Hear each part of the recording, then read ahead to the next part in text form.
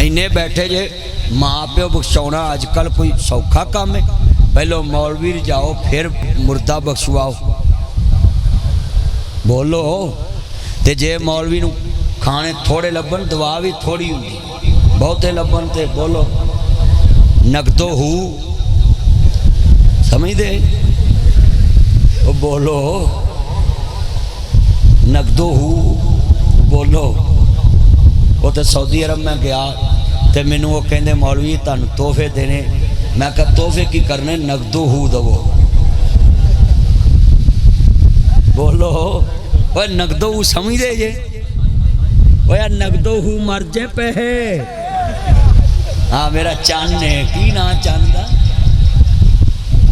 हरून चन्न एनू कहती नगदो हू। जेड़ा कुछ ना दवे उन्होंने आंदे ने भुखो हू। बोलो भाई चल पुत्र इंज नहीं करीदा, ध्यान कर मैं मारांगा ऐसे नहीं करता। सभी ने पढ़ना है ते चन मनवर सूरता देंदे कबरी पा इत्थे रंडियां होन सुहागना अजे मनो नी लथा चा इत्थे गाने बनन वालियां मारन रो रो टा।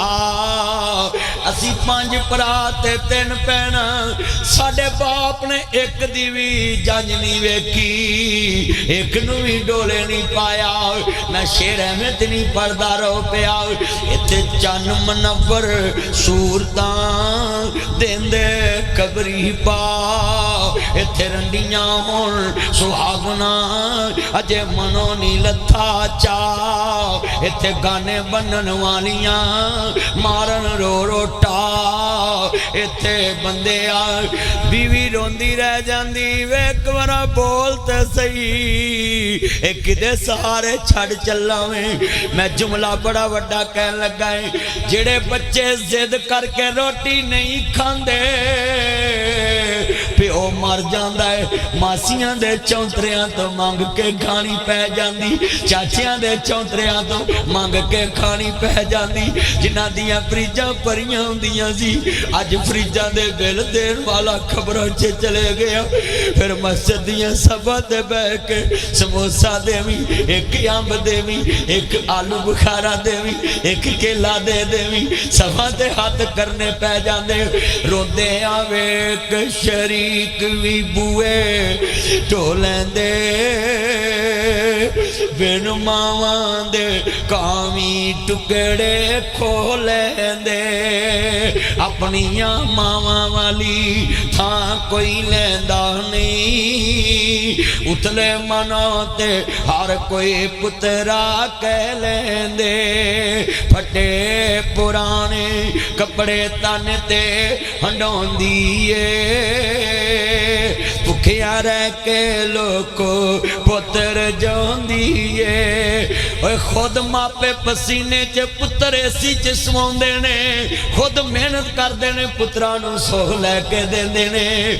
नासर मदनी 26 वरियां च सारे भैणां भरा ही नहीं अजे विआह सकिया। पंड मेरे सिर ते पै गई, सानू हाथ जोड़ देना है। जेड़ी जगह ते प्यो छड़ के जांदा है जे पुत्रा नूं करने पै जाण ते उम्र लग जांदी। चिट्टे आ गए मैनू मेरा गल बड़ी वड्डी करन लगा है। तुसी जाके अज पैर फड़ लो ना, मेरा दर्द वाला है। शामो शाम शहरों करनू आना पै जांदा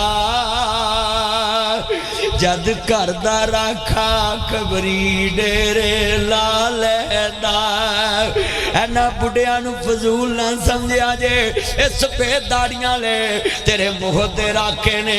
शामो शाम शहरों करनू आना पै जांदा जद घर दा राखा खबरी डेरे ला लैंदा।